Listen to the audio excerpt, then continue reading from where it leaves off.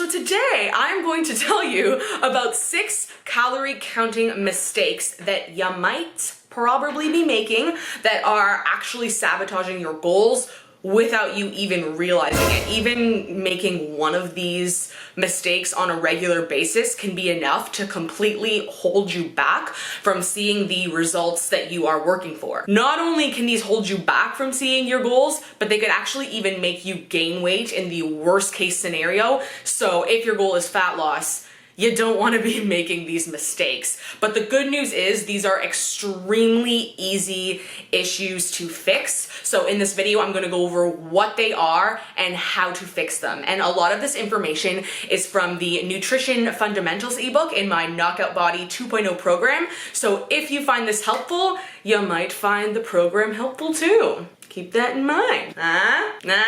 Okay, so mistake number 1 is adding calories burnt back in. A lot of people will use the calorie burn measure on their Fitbit or their Apple Watch, and they will add calories back in according to that. And if your goal is fat loss, this is not what you want to do. What you should do instead is calculate your calorie intake according to your activity level. Now, the reasoning for this is that these devices just aren't that accurate. There's so many different variables that come into play when it comes to how many calories you're burning, and any of those devices just can't pick up some of those variables. So therefore, the amount of calories it says that you burnt is not necessarily going to be correct. There's been quite a few times where I have seen people do this, and I think almost every single time, anytime somebody is adding back in calories burnt, they almost never see results. I don't think I've seen a single person say, like, I mean, if you were watching this and you have been doing that and it's going well for you, then that's good. You've made it work for you, but typically it is very inaccurate. So if you're somebody who knows you're often quite active, then naturally you would just set your daily calories to a higher amount rather than just always listening to the device and adding them back in. Even if your activity varies a ton from different days, what you could do is, say this one day you're a lot more active than usual, you could just add like 100 or so, 100, 200 extra calories, just a tiny bit extra to fill yourself up a little more, but do that more so intuitively, not being like, oh, my watch says I burnt 600 calories, so I'm gonna add that in, because then you're probably not going to be in a caloric deficit anymore. Okay, so mistake number 2 is blindly following the calorie recommendations that MyFitnessPal gives. This can be really, really hit or miss. There's some people and they get a great result. Like the amount of calories MyFitnessPal calculates is a great suggestion. It's a decent starting off point, but then there'll be other people and it's like a horrifically low number and just not good. Honestly, any type of calculation you do, just like I said in the last point, it's never going to be 100% because it just doesn't know your body. Literally on a daily basis, things are happening that you might react differently to things. So what I would suggest is get your MyFitnessPal number if you choose to use that app to calculate it, but then compare it to other calculators. So ifitfitsyourmacros.com and freedieting.net both have pretty decent calorie calculators. So I would suggest calculating your calories with all 3 of those apps or websites, whatever, and I'll put the links in the description box below, and then you can kind of compare, and if they're all dramatically different, pick an average amount and stick with that. I always suggest starting on the higher end because then you have somewhere to go. If you start as low as you possibly can, you're kind of backing yourself into a corner, you're screwing yourself over.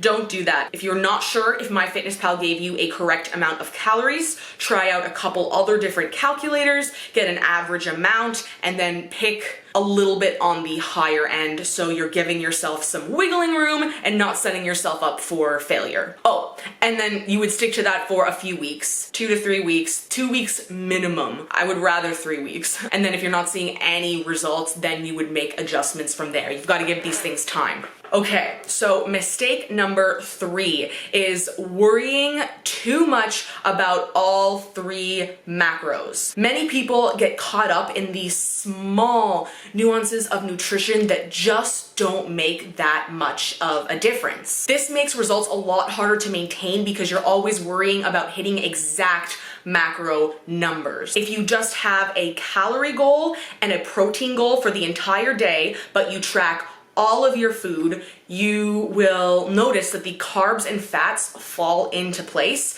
but it's so much less effort. There have even been studies done that say any type of diet, macro split, whatever is effective for fat loss as long as a caloric deficit is maintained. So in the study, they said a wide range of dietary approaches are fine. You could do, I'm not saying I suggest these, but you could do low fat, you could do low carb, you could do keto.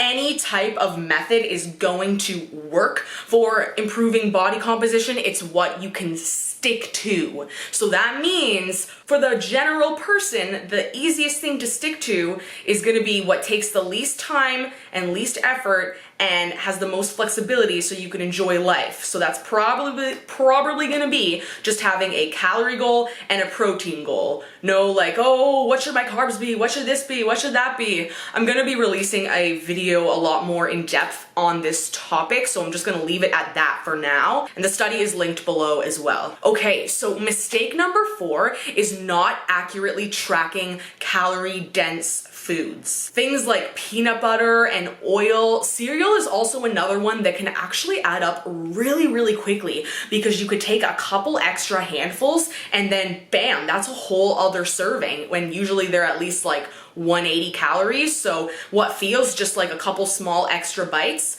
bam, you've gotten a couple hundred more calories. And again, if your goal is fat loss, that is probably going to hold you back. This applies to other foods that are pretty high calorie, things like nuts. Again, a handful of nuts, that can rack up calories real quick. So if you're someone who just tracks your food, but then grabs handfuls of other foods throughout the day and doesn't track those, you could easily be eating hundreds of calories over your daily goal. And again, that could be why you're not seeing results. There's actually been studies that say the most people are very bad at estimating their calories. They say the majority of people underreport. It can be off by 200 to 2,000 calories. That is wild. They said even dietitians who should be the best at that in the world, even their estimations can be off by 200 calories. And the studies have said that the more overweight somebody is, the more likely they are to estimate their calorie intake incorrectly. 2,000 calories. Like imagine being like, oh, I'm eating 1,600 calories a day, but you're actually eating 2,000 more. Like, yeah, so be careful, be careful. So mistake number 5 is not pre-planning at all. So there's a couple things that happen when you don't pre-plan. A lot of people will go through their day, they'll get close to the end of the day and be like, oh shit, I'm not anywhere near my protein, but I'm close to my calorie goal, so now I don't have room to hit my protein. So that's one mistake that happens when you don't pre-plan. I find that this also really helps you stay on track because you've laid out what you're eating for that day. If you have zero planning, it's a lot easier to just give into cravings because you can just tell yourself, oh, like I'll just have a little bit of this and I'll fit it into my intake. But when it's not actually planned, it's usually less likely to go that way. So it's kind of just like when you have a schedule for the day. When you schedule out your day and keep an organized, structured routine, it usually helps you stay on track and get things done. So a bit of a schedule for eating kind of does the same thing. And it doesn't mean you can't change things as you go along, and it doesn't even mean that you have to plan out the entire day, but it can help to even plan half of the day or even like 80% of the day just to have some little guidance to go off of. Okay, so mistake number 6. This mistake is having too much of an emotional attachment to your calorie intake and what you're tracking. Now, this is easy to fall into. I know I used to be very emotionally invested in my calories. I would get so upset if things were over or wrong or whatever. So what I've done now, what I've shifted to is just looking at it as just like collecting data and just as like information that doesn't define you. It's just information. For example, if somebody told you to go around town and count how many coffee shops were in that town, you would count the coffee shops and then you would report the number back. You'd be like, oh, there's 30, I don't know. And like, you'd just be like, there's 30. That's what it is. I counted it. There we go. That's all. End of story. You wouldn't be like emotional about it unless you were like really obsessed with coffee. But so it's just like you're tracking a number. That's it. That's all. There's the information.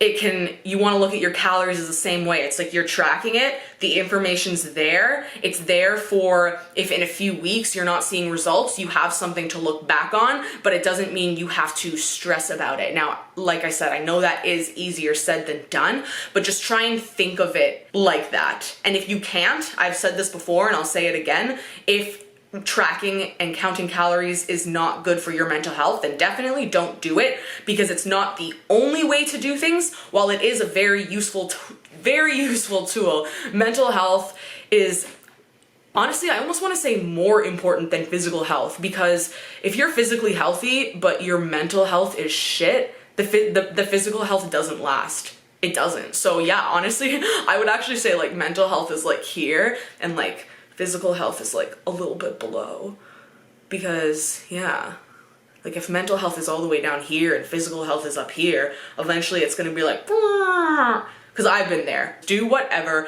makes you feel good, feel happy, what you feel you can stick to. And that is all I have to say for today. I hope you found this video helpful. Let me know if there's like a particular tip that really stood out to you. I know some mistakes are more common than others, and that's all.